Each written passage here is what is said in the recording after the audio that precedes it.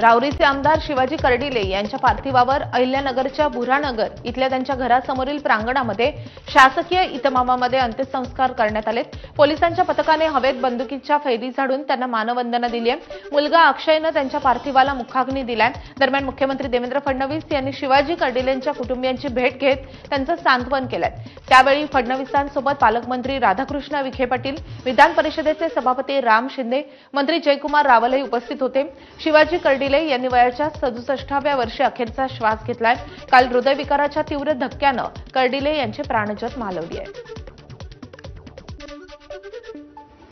ते प्रकृतीने अतिशय स्वस्थ होते किंवा त्यांना मध्यंतरी काही पाठीचा त्रास झाला, त्यामुळे 2 ऑपरेशन झाले त्यांचे, पण तरी देखील अतिशय मजबूत व्यक्तिमत्व होतं आणि म्हणूनच सगळ्यांना एक मोठा धक्का बसलेला आहे। त्यांच्या कुटुंबाकरता तर हा आघात आहेच, पण संपूर्ण भाजप परिवाराकरता आणि या संपूर्ण जिल्ह्याकरता देखील हा एक मोठा आघात आहे। त्यामुळे मी त्यांना विनम्र श्रद्धांजली या ठिकाणी अर्पित करतो।